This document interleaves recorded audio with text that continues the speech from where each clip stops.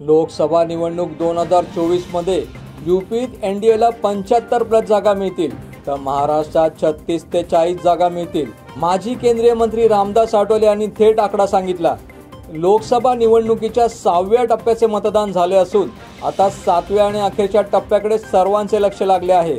4 जून रोजी मतमोजणी होणार आहे। यातच इंडिया आघाडी आणि एनडीए यांच्यात मोठ्या प्रमाणात दावे प्रतिदावे होताना दिसत आहेत। यातच सत्ताधारी असो वा विरोधक लोकसभा निवडणुकीत किती जागा जिंकणार याबाबतही दावे केले जात आहेत। यातच केंद्रीय मंत्री रामदास आठवले यांनीही याबाबत एक आकडा सांगितला आहे।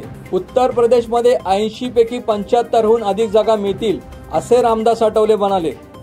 4 जूनला मतमोजणी असून निकाल येणार आहेत। पंतप्रधान मोदी यांनी 400 पारचा नारा दिला होता, त्याबाबत आम्हाला विश्वास आहे। उत्तर भारतात भाजप आणि एनडीए मजबूत आहे। उत्तर प्रदेशमध्ये आमच्या सोबत राजभर यांचा पक्ष आहे, अनुप्रिया पटेल यांचा अपना दल आहे, निषाद पार्टी आहे, याच्यासह अनेक जण आहेत। त्यामुळे उत्तर प्रदेशमधील 80 पैकी 75हून अधिक जागा मिळतील अशी आमची अपेक्षा आहे असे रामदास आठवले म्हणाले। दरम्यान महाराष्ट्रात महायुतीला जोरदार टक्कर आहे। आम्हीही चांगली लढत दिली आहे, चांगले उमेदवार दिले आहेत। त्यामुळे आम्हाला खात्री आहे की मुंबईतील सर्व 6 जागा निवडून येतील तर राज्यात 36 ते 40 जागा निवडून येतील अशी आम्हाला अपेक्षा आहे। देशात 350 ते 400 जागा निवडून येतील असा आम्हाला विश्वास आहे असे रामदास आठवले यांनी सांगितले।